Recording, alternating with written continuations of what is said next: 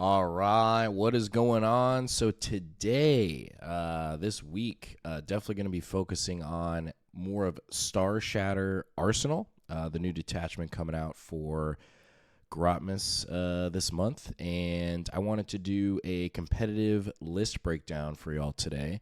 Having gotten 4 reps with it now, and getting a pretty decent idea of how the list and detachment wants to function. And there are definitely, I believe, some weaknesses as well. I think overall, I would agree with the sentiment that it is a very strong detachment, but it is still very beatable. I don't think it's like in an oppressive state. I think especially pending points updates and the data slate coming, I think this will put it right in line. Like it'll be a strong detachment, but I think it definitely has its weaknesses and its problems. And today I just want to talk about the list. So far, this list has been undefeated. All games have been very close, and they have been against good opponents. Definitely we all play a lot of competitive Warhammer. So, and I'm primarily like a Necron. I played Necrons through and through. Just love the lore, the models, all that good stuff. So, let's get into it here. So, wanted to break down the first part and go over the characters, and I figured it would help when I'm going over this list breakdown of obviously why I'm bringing certain units and how I would actually deploy them on the battlefield depending on the mission.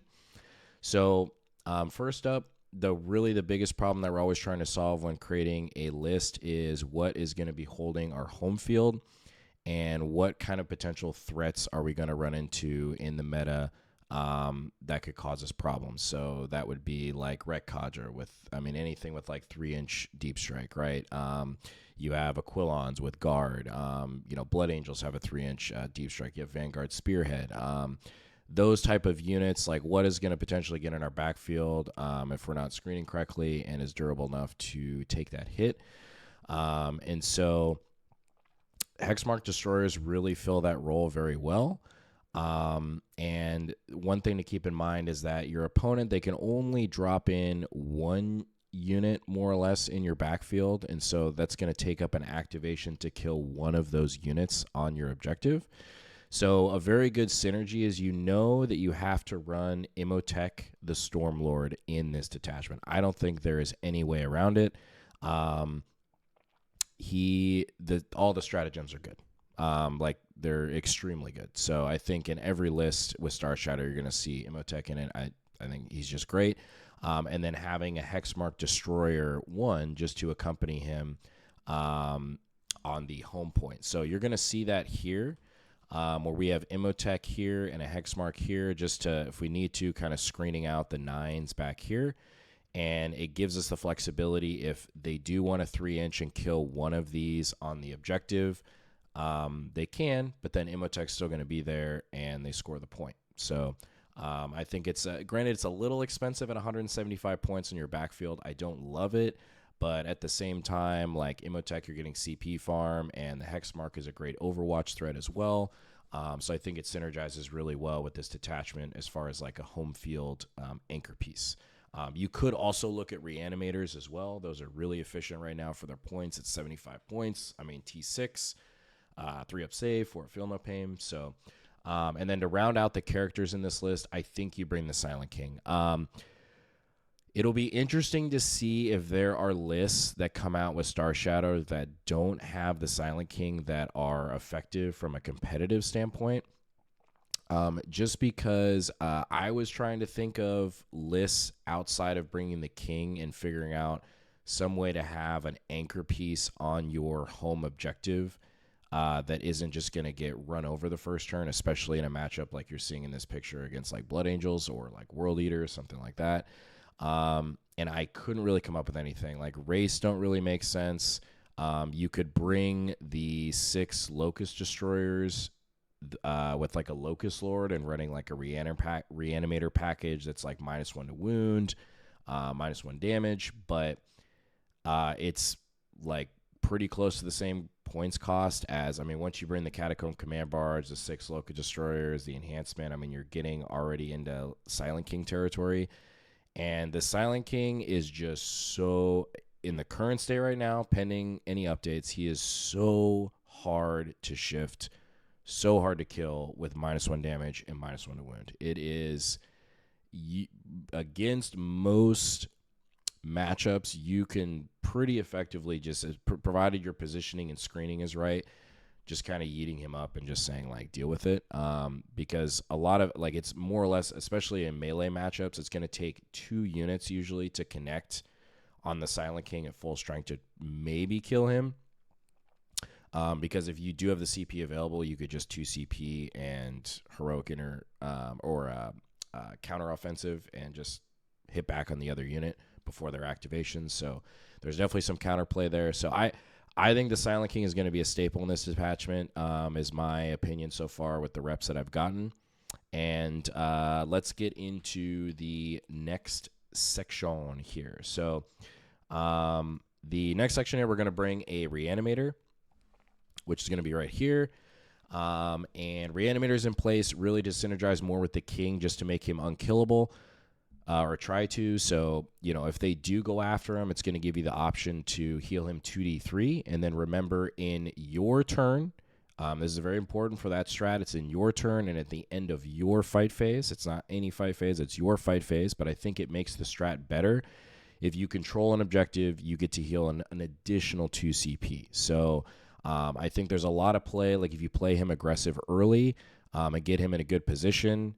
If your opponent wants to go after him, they probably don't kill him. They bounce, and you're going to have the option to heal him 43 in 1 turn, which is just, it's brutal. Like, I mean, if your opponent commits enough resources to try to shift the King and they fail, it's not going to be a good turn for them probably the next turn. So I think leaning in to try to make him a little bit more durable, I think is a good option. You could also bring a Canoptic Spider. Not really a bad play as well, just to give him a 6-up Feel No Pain and then 5-up Feel No Pain against mortals. It would definitely help against like a T-Suns matchup for sure. And then like on average, like what you're giving him like an extra 6 wounds or so with the Spider. So not a bad play, but I think the Reanimator, I like it a little bit better. We're going to be running 5 Death Marks for Deep Strike and utility. Screening, backfield screening. They're a good Aquilon counter, 3-inch Deep Strike counter, which is going to be great. Obviously, double Doomsday Arc, which I think is going to be a staple in this detachment. I have another list that I'll probably do a breakdown on later this week that actually doesn't run any Doomsday Arcs that I really want to try out. I think could be an option, kind of a hot take, but play test it and see. It's part of the fun of this game. So 2 Doomsday Arcs and then Flayed Ones. I think Flayed Ones are almost like mandatory in every Necron list right now, especially with a lot of melee threats. Infiltrate is just super good. You just want a unit of Flayed Ones, at least one, especially in this detachment as well, because now they're hitting on 2s on objectives. Because if you think about, they're going for early game points, or they're trying to clear scouts, or Nurglings or whatever in that early round 1, round 2 skirmish game. So if you can use those Flayed Ones even more efficiently, hitting on 2, sustained, they are a great piece. And especially if the unit is below half strength, they can really trade up in some situations. So I think Flayed Ones make so much sense in this attachment. I wouldn't be even opposed to bringing 2 of them if you want, personally. So Flayed Ones are great. So let's go into the next tier here. So we got 2 units of Heavy Destroyers. 1 unit of 2, 1 unit of 3. Both with Aminics. From my playtesting so far, the Aminics the anti-infantry guns are just absolutely insane in this detachment. The main reason is because they are strength 6, which is a huge breakpoint in Warhammer. If you look at the majority of elite infantry or T5, outside of like Destro Terminators, you're looking at like T6. Most vehicles are T10 or T11, so you're wounding on 5s. And you probably know what I'm getting to is the fact that you have a 1 CP and you get +1 to wound on a Necron unit. It does not even have to be vehicle. It does not have to be mounted. It is just a Necron unit. So what that means is your unit of 3 Aminic heavy destroyers get 36 shots.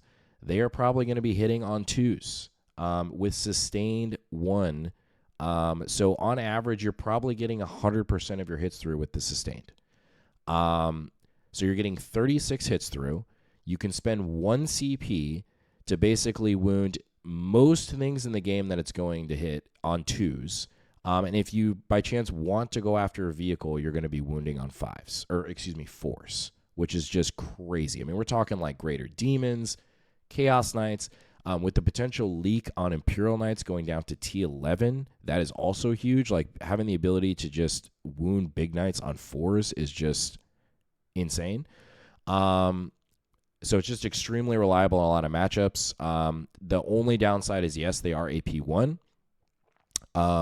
But what we will get into later is that we are running the Triarch Stalkers, which have the ignore cover ability. So it allows them to punch up in quite a few situations. I don't run the Locust Lord personally because I think they are efficient enough.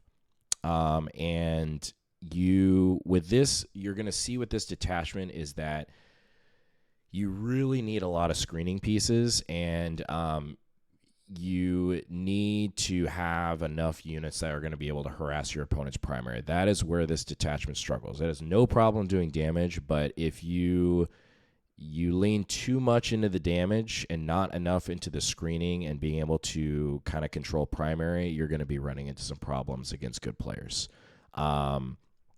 So I have felt that I have not missed not having a Locust Lord. I know we do have the ignore cover enhancement you can put on them. Crit 5s is nice, but like with the detachment rule already and then spending the CP, the unit is just going to trade up. Like without the Locust Lord, and most of the time when your opponent is targeting that unit, yes, you get the Res Orb, you can flat 6 advance back, but a lot of times you want to save that for the Silent King. So I personally don't run the Locust Lord. I could see potentially, there's some options there, but it's felt really good without him, to be honest. So now we're going to start getting in a lot of the trade pieces. And so first up, we got 1 unit of Scorpec Destroyers. These guys are just great. They are 90 points. I hope they don't go up. And they move 8, which is huge. I think that's the biggest thing. So it allows you to really threaten, especially the center objective. They're not going to be very good at threatening the natural expansion on most boards, but they offer you a really good utility to threaten the mid board, which I love. And they're just going to trade up, especially in this detachment. Like, it's just gross. Like, now they're 7/2/2, 12 attacks for the unit. They're going to be hitting on 2s on the objective, re-rolling because they're popping their token. Because they made the charge. So they're going to be re-rolling, hitting on 2s. You pop the token, gives them dev wounds, and they're strength 7. So again, this is the same thing that you're running into with the Amitics. It's a great break point. The majority of things they're going to be hitting are wounding on 3s, and you can spend, if you need to, 1 CP because it's in the shooting phase or the fight phase to give them +1 to wound. So now they're wounding on 2s. Wounding on 2s, 7/2/2 dev wounds, 90 points. They're crazy. So good. So 1 unit of Scorpex. We're going to go 2 units of Tomb Blades. I've been seeing some talk with a block of 6 Tomb Blades, which I think is pretty spicy. I think that potentially could have some play, especially with all particle beamers. You have 66 shots. They're blast. They have dev wounds. It's more OC for the unit. But I think you're going to see at least 2 units of Tomb Blades in every Starshatter list. They solve the problem in the early game. For the most part, pending any sort of like Overwatch threats is the problem, but they're 2 OC each, and they have the movement to threaten your opponent's natural expansion. And that's the biggest thing that Starshatter really needs those first couple rounds to really stay in the game. Because if you don't have these sort of utility units, you're just going to lose. Like, you're going to kill stuff, but you're just going to lose. Because at the end of the day, this game is about scoring points. So I love the 2 units of Tomb Blades. I personally like 1 unit on the board and then having 1 in reserve as like a rapid ingress threat. Just because after your opponent deploys, they have the movement where you can set them up somewhere, rapid ingress them in, even though it's on a board edge, but they're moving 12. They fly, and you can also spend 1 CP to have them go through walls. So like in this Blood Angels matchup, which actually saved the game for me, it's on another battle report. But I dropped them here mid-game and spent 1 CP, flew them, advanced them over the wall 13 inches, and then they fire and fade 6 to then get on the objective. They are so fast. And like if you're in a pinch, I mean, they can theoretically move 24 inches in 1 turn because they're move 12. You can spend 1 CP to flat 6 advance them because they're mounted, so they're going 18, and then another 6 inches on the fire and fade. Super spicy. So I love the Tomb Blades in this list. I think they are going to be a staple, and you're going to see them in every list. And then to round things out are the Triarch Stalkers, which I think as well are going to be a staple in every list. The Stalkers are so good in this detachment, mainly because they solve a lot of the problems in terms of one, natural expansion, denial, move blocks, screening. They're just so efficient for their points. I mean, 110 points for a 3-up, 4-up, 12 wound body that's T8 that you can give -1 to wound on in the early game if you need to. It really forces your opponent to come out and deal with them. And that's what you're really trying to do. You're trying to force your opponent to bring out resources early that are going to try to take care of these stalkers, and then at that point you can clap back with the Silent King, Doomsday Arcs, or the Aminics, right? Because if you don't give your opponent a reason to come out in that skirmish game in round 1 or round 2, you're not going to have any targets, and you're not going to maximize the value for the Doomsday Arcs and the King, because that's in the Heavy Destroyers. That's where the punch is. Everything else is just trying to be annoying in those first couple rounds. So I think 2 Stalkers has felt like the perfect sweet spot. You have one that goes with the King, to scout up, move block, kind of be annoying, and then have the King kind of park on your natural expansion, potentially turn 1. It's OC8. He's super hard to shift, and then you have the Stalker that's move blocking, and then you have the other Stalker doing the same thing on the other side, where basically if you go first or second, it has the movement to scout up and then get on this objective. It's OC4, which is really decent, and its gun is perfect into like scouts early game. Really anything that your opponent puts on that objective turn 1, the Stalker's probably going to be able to take care of it. So I think they're just great. They're just a great piece. So, and overall, this is the list. And then we have, I guess I could go back here to the characters because the other hex mark is over here with the enhancement for -1 damage, which is why the list is at 1975 over 2000. And he's just going to hang around similar like a tech priest or like a tech marine around the Silent King. And so he just hangs out there. It's a great synergy, I think, because he can just be safe behind the King. He's lone op. He has the free Overwatch, so if you have units that are getting close to the King, he can pop off and do some damage. And then also never forget about if he's within 3 inches of a model, and they fire at the King, he's also going to be able to shoot again if they choose not to go after the hex mark themselves. So I think it synergizes really well with that enhancement, and then that's the list. So it rounds out to 2,000 even. I think there's a total of like 16 units or so, and more or less this is how I deploy it. So this was like a Crucible Battle layout 1. And then we have a Doomsday Arc in reserve. We have Death Marks in reserve, a unit of Tomb Blades, and a unit of 3 Aminics that are in reserve as well. Usually for most matchups, main reason is because the Aminics, Heavy Destroyers, also are a really nasty rapid ingress threat in certain situations, especially against melee matchups. Because if they don't screen it out correctly and you rapid ingress in and they don't have a lot of shooting to clear screens, you can do some cheeky plays in terms of rapid ingressing them in.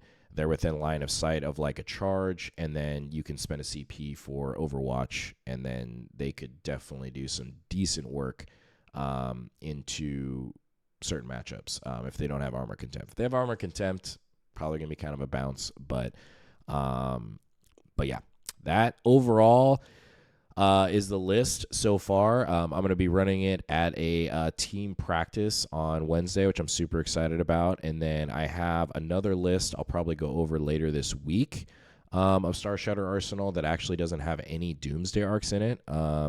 Because I think overall this list I could see going up anywhere between, I mean, well, then again, you never know with GW, but I think I could see this list going up anywhere between 50 and 100 points. I could see the Locust Heavies going up another 5 points each. I think Doomsday Arcs are minimum going up to 10 points each. I feel like they're probably going to land on the 205, 2010 point range. So that's probably going to be another 40 points. And so I've been thinking about, a little spoiler for the next one. If you guys stay to the end, I appreciate it. But dropping the arcs and potentially either bringing in a Nightbringer, or you bring even more MSU. So you have 3 units of 3 score packs. So you're bringing in another unit, 2 more units, and then another unit of heavy destroyers with the anti-tank guns.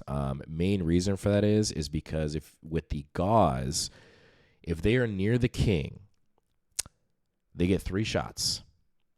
You could spend 1 CP to give them +1 to wound. So you're hitting on 2s, rerolling 1s, wounding anything in the game on 2s because they are strength 14. You're wounding on 3s. It's going to go to 2s, rerolling 1s. It is gross. And so I think, and the other thing too is Doomsday Arcs, they can just be swingy. I don't get me wrong. I think they're extremely good in this attachment. I think even with the points updates, like you could definitely still see Doomsday Arc spam with the king. But I like the reliability of the heavy destroyers more, just knowing like, okay, I know I'm getting 3 shots. Especially with that +1 to wound strat makes it extremely good. Where, I mean, you're talking even like, if you move a stalker up, like let's say, I mean, even Votan, if they expose like a land fort, you shoot the land fort, get ignore cover. You shoot them at those 3 shots at ignore cover AP4, so the land fort all of a sudden is saving. It could go 2s to 1s with armor contempt, so it's saving on 5s with no cover. I mean, you could literally just pop a land fort potentially just with that unit on one go. I mean, it's crazy. So, we'll experiment some more, but yeah, just want to do a little list breakdown today. Yeah, appreciate your guys' support and everything. And yeah, till the next one. Peace.